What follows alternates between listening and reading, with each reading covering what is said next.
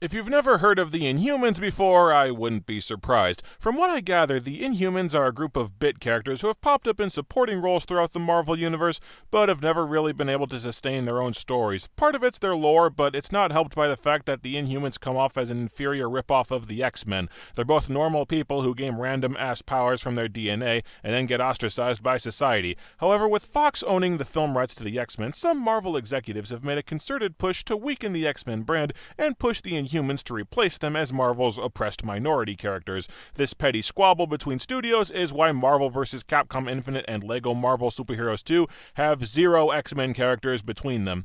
One of the main executives obsessed with pushing the Inhumans is Isaac Perlmutter, former CEO and current chairman at Marvel.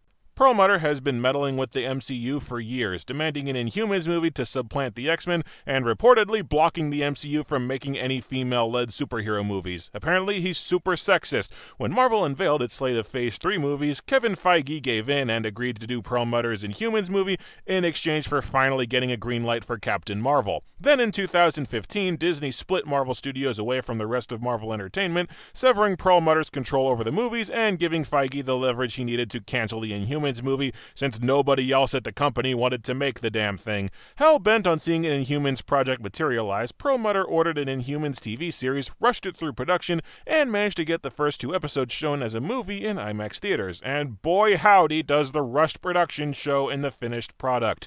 The IMAX premiere was a disaster. The big screen further highlighted the abysmal special effects and budget. The premiere revealed massive problems with the show's plot. It made a pitiful $3 million worldwide, and most IMAX theaters pulled the pilot to make room for it the following week. Things did not improve when it hit the airwaves, as it played to abysmal ratings and uniformly terrible reviews, somehow beating out Iron Fist as the most despised MCU property. I decided to talk about this series because I actually think the show had some potential that was squandered on an unfocused, blatantly unfinished script, and I thought it'd be fun to talk about the show and elaborate on why it was such a colossal failure. The series follows the royal family of Attilan, a secret invisible domed city on the moon that's home to the Inhumans, a race of people with Kree DNA that gives them superpowers. The Kree are the blue alien guys from Guardians of the Galaxy. No, not those blue alien guys. Not that one either. When they come of age, each Inhuman is exposed to Terrigen crystals, which activate whatever dormant superpowers they have. If they get good powers, they live the good life in Attilan's middle class, which were never shown because the extremely cheap budget means we see almost none of Attilan's society. And if you get shit powers, you're forced to live in squalor, work harsh slave labor in the mines, and your life sucks for all eternity. Okay. The heroes of the story are the royal family, King Blackbolt, Queen Medusa, Princess Crystal, and captains of the royal guard Karnak and Gorgon, all of whom live in luxury, don't pay a second thought to their people who are suffering every single day of their lives, and are so disconnected from their own society they want to bring more Inhumans to the city despite Attilan not being able to support its population as it is. Oh, and they're also super racist against humans because I guess they were just too likable otherwise. The villain of the series is Black Bolt's human brother Maximus, who overthrows the royal family so that he can move the Inhumans to Earth where they can live in freedom. Show of hands, who's rooting for the bad guy?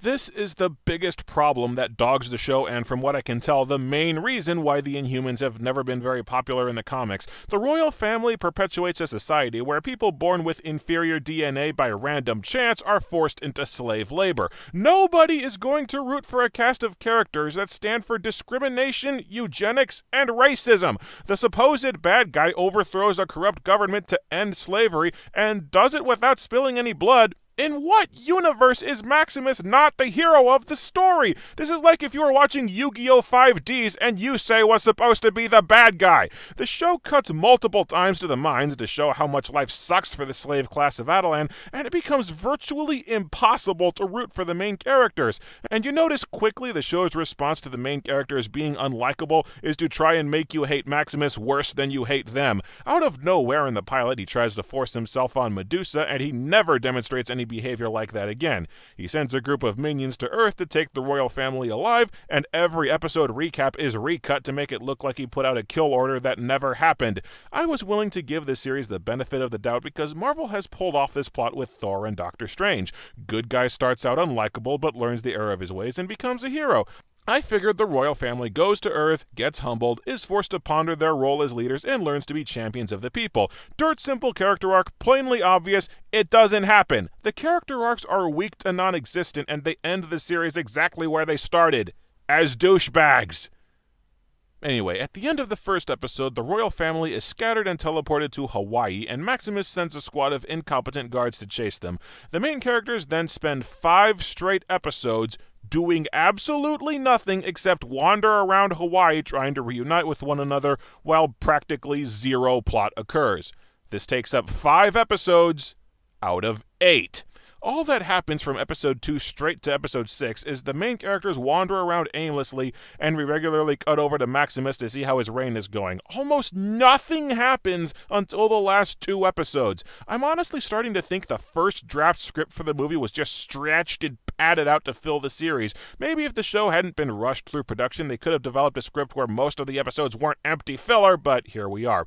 The padding is exacerbated by absolutely dreadful pacing. The show splinters into 5 or 6 primary plot lines going on at the same time, following every individual character on Earth, and they all move at a snail's pace, because all of them have to be touched on in every single episode. So I'm just going to go through each character's plotline in turn, because almost every one is a slow-motion train wreck. Everything that I'm about to say takes 5 TV hours to play out.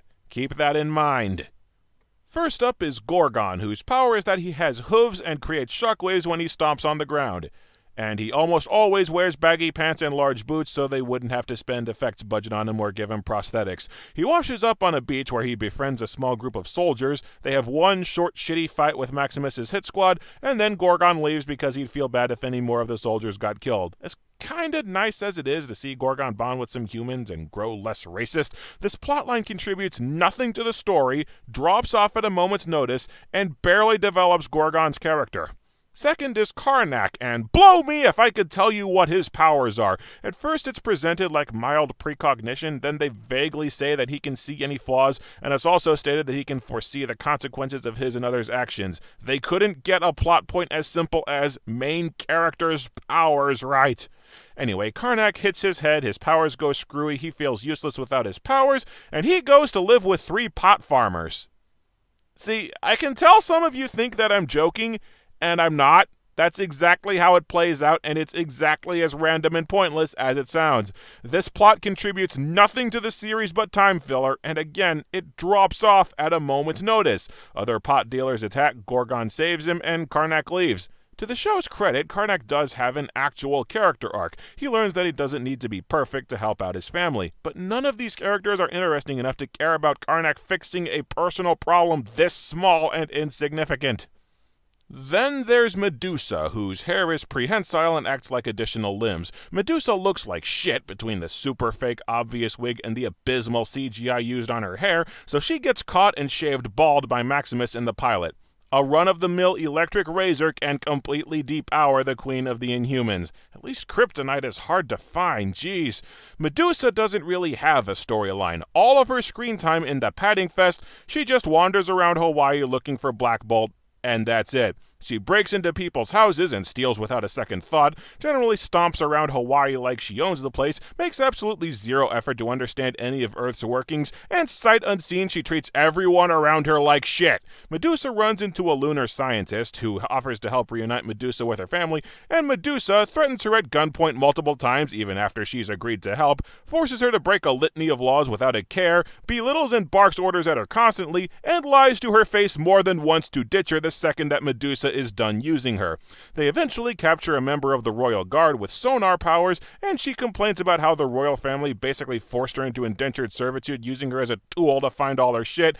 Medusa shrugs it off as petty whining. Medusa is a completely unsufferable bitch to everybody except her immediate family, and she gets zero character development. The only time she acts like a halfway decent person is in the very last episode when Maximus calls her out on all of her shit to her face. When you can only tell that you're a terrible person in direct comparison to a murderous tyrant, that's not a good sign. It's worth mentioning that the few times the royal family is called out for perpetuating slavery, the only response they can come up with is, Adelan stands for the greater good. Laws of the land in Adelan aren't perfect. but we're always working towards the good of inhumanity.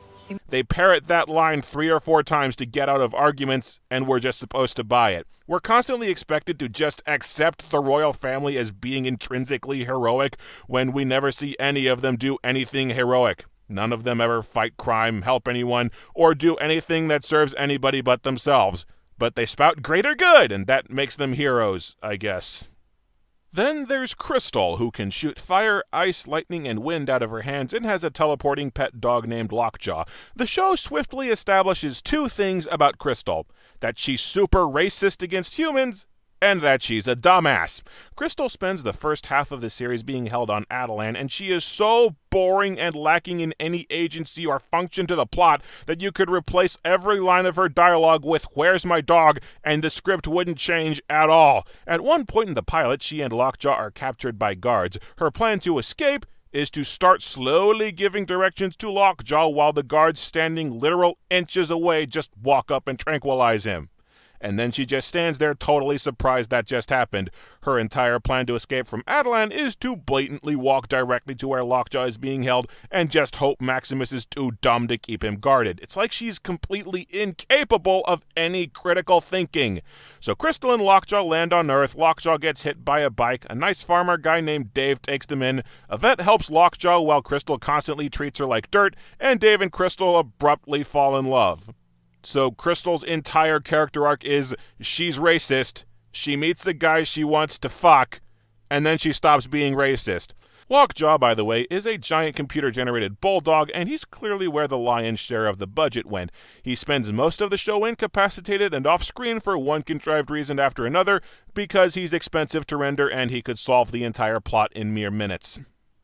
It's impossible not to notice how cheap the production is. The show's action sequences are very few in number, very far between, shot with a ton of cuts and obstructions to obscure the action, super bland, very short, and hamstrung by the budget. They introduce a villain named Mortis who fires lasers out of his face unless he wears a mask to block them. Where have I heard that before? And he only uses his powers twice. Both times it's only for a split second, and neither are during major fight scenes. But the biggest casualty of the cheap production is Adelan itself. Adelan is supposed to be this wondrous science fiction society on the moon where every single citizen has a wide variety of superpowers, and it's blatantly just a few cement rooms in a warehouse.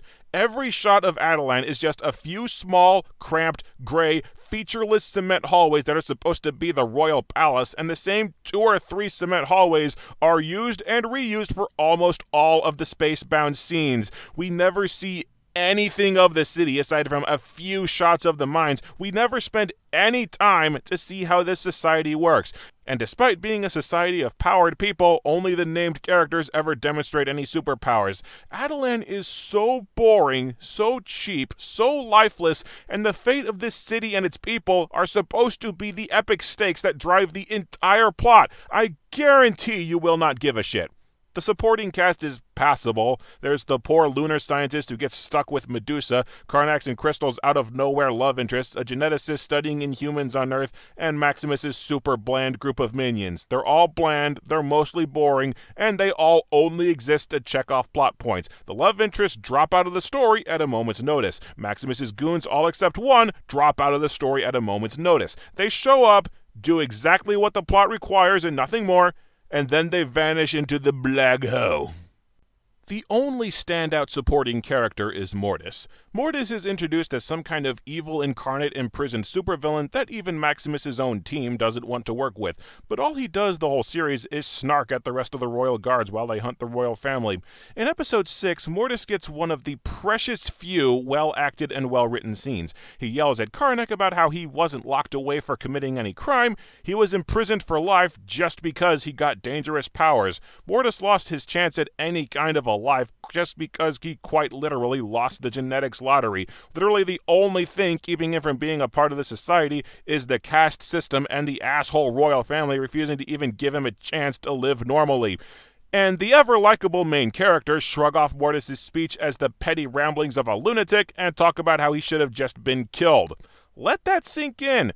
The main villain's enforcer, who's presented as a rampaging psycho, is easily the most sympathetic and likable character in the series, and this is in one of the last episodes of the show. Why would you write a scene whose entire function is to highlight how unlikable douchebags the main characters are and spotlight how none of them have changed at all? I mean, what the hell? This is rudimentary screenwriting! The only interesting characters in the series to me are Maximus and Black Bolt. Black Bolt's superpower is that his vocal cords create deadly shockwaves whenever he speaks, so he's trained himself to be completely mute. A mere grunt sends a car somersaulting through the air like it was shot in a Michael Bay movie, a single word accidentally vaporized his parents, and he's painfully aware that a single lapse of control or involuntary sneeze could kill his entire family in an instant. Oh, but the guy who just needs to wear a mask to contain his powers is too dangerous to ever be let out into society. Black Bolt lands on Earth alone and separated from his family and gets arrested when he inadvertently steals a suit. He quickly earns likability points for actively trying to understand Earth society and fit into it, which is more than the entire rest of his spoiled-ass family can claim.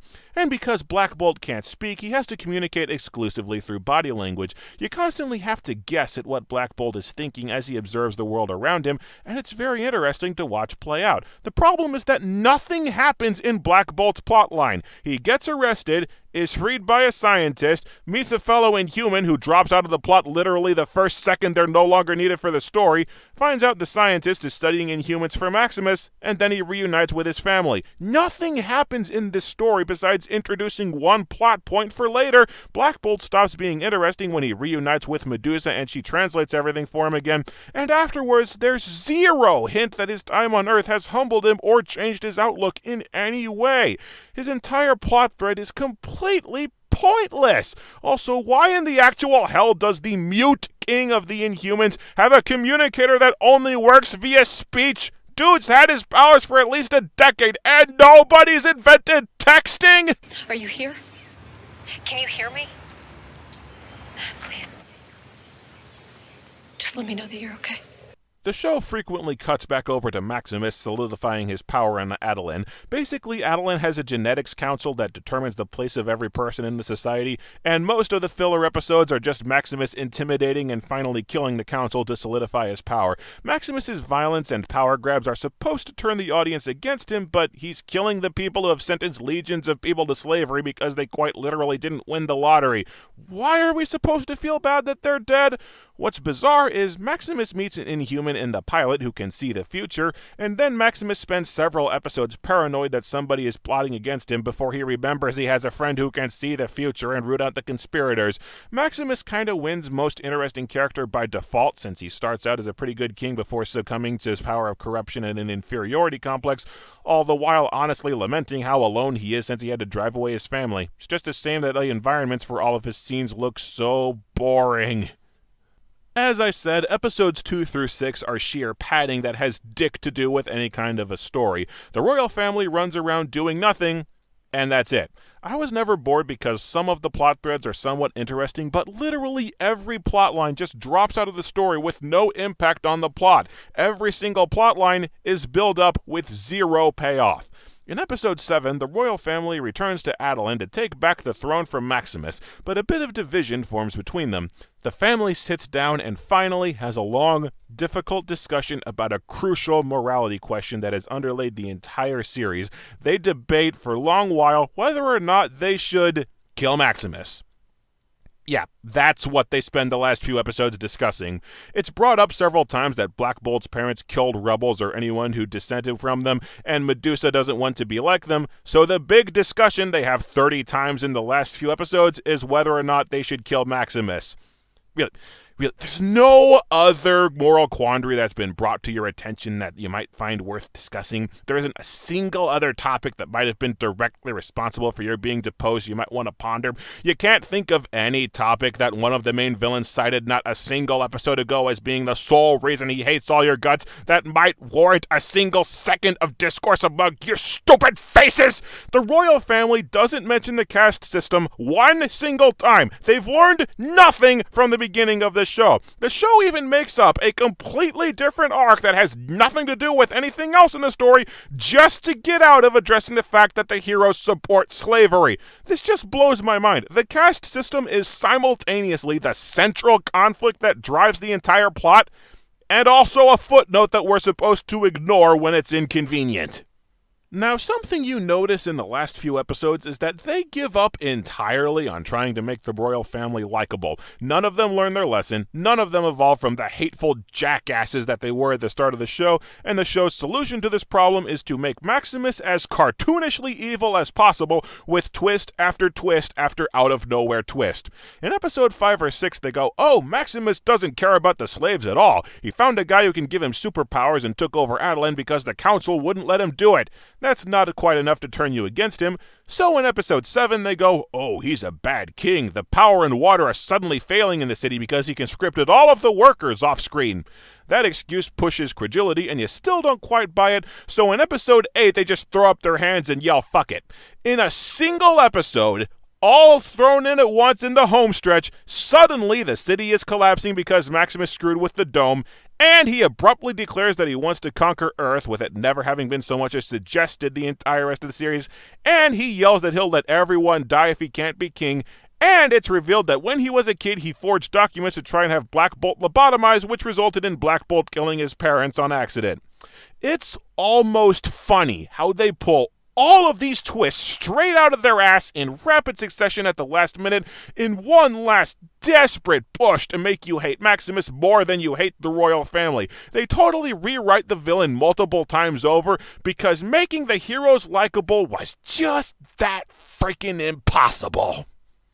The last 2 episodes are fairly entertaining just due to the increased pace and halfway decent action and tension, but you just don't care at all about anything that happens. The royal family are still unlikable douchebags. The show moves heaven and earth to make Maximus a gibbering, insane cartoon villain by the end, and we don't know jack about Adelan or its people, let alone give a shit about them. The last 2 episodes are somewhat competently made, but it's 2 sides you don't like fighting over a city you don't care about for the fate of people that you don't know. Whoop-de-freaking shit. Adelan is destroyed. The family evacuates the city by half-heartedly telling the population, okay, there's a slight chance slavery is bad just to get them to follow them. Black Bolt dispatches of Maximus in probably the single most evil way he could have done it, and the Inhumans move to Earth, where I'm certain they'll pop up on Agents of S.H.I.E.L.D. to collective groans from the audience. The end.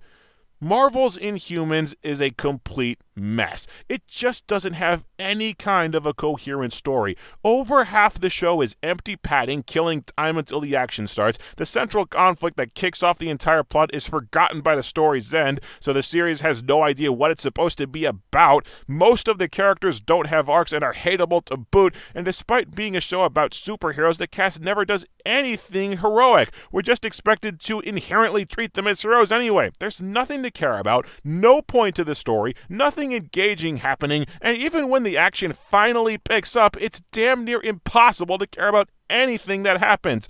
Maybe if Perlmutter has enough sway at Disney, he'll be able to swing a second season, but with Inhumans gaining enough negative press to reach full disaster status, I'd be surprised if this series ever shows its face again for another season beyond the inevitable cameos on Agents of S.H.I.E.L.D.